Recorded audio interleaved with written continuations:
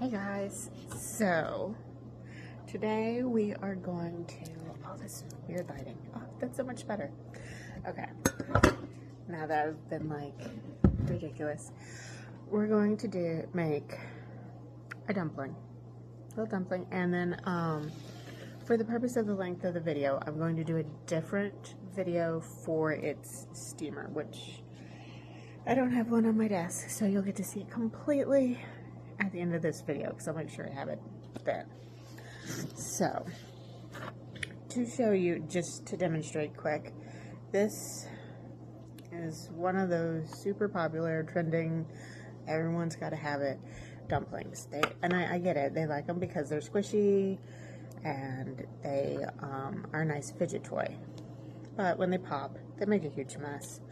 I'm not big on making items that are super trending like that, but every now and then I relent and make them.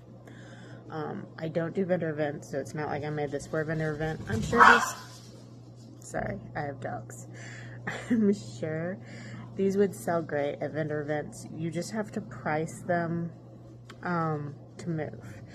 And I'll talk about that more in a separate video, but with these I use a Chanel yarn, so they're super soft.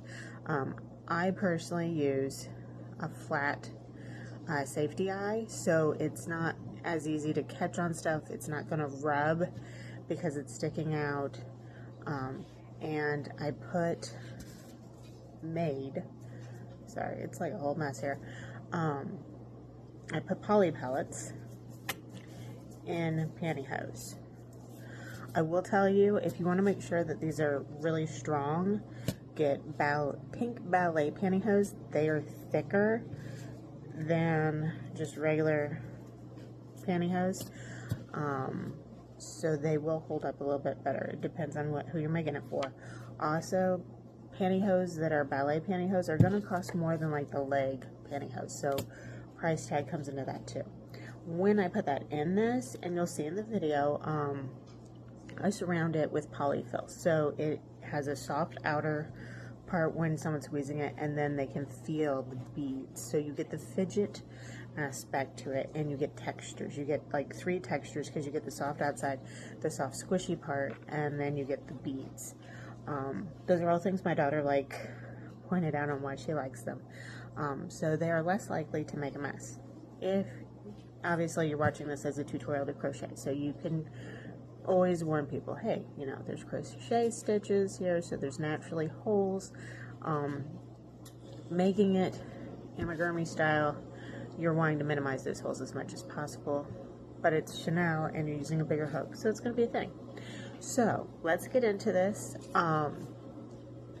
Everything that I used is in the description below. It does have shopping links. Yes, they are like affiliate links, so sure, I get like a few cents off you ordering from those things. You're literally feeding my yarn habit so I can make more tutorials, and my coffee habit, because my coffee habit's probably more expensive. Otherwise, I use the links too for my own purposes, but they're there to show you what I used, so do with that as you will. I will kind of go over what I used as we go through the video. Beyond that, we'll get started. I will have this pattern posted on my blog, so there would be ads on it, and I will have a PDF that you can, if you want it already nice cut in a PDF, so you can just print it off, do whatever with, Unravelly.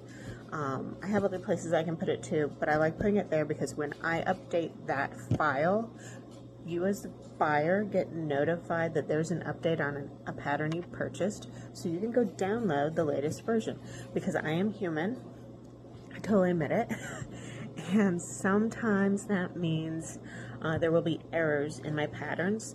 I don't currently have people pattern test them, so typically it goes up after I've made the item a couple times, so I catch it. But if I write the pattern after I've memorized what I'm doing, sometimes errors can be put in there. So I do like to update it once it gets found. So I just ask people, hey, if you see an error, let me know and I'll fix it.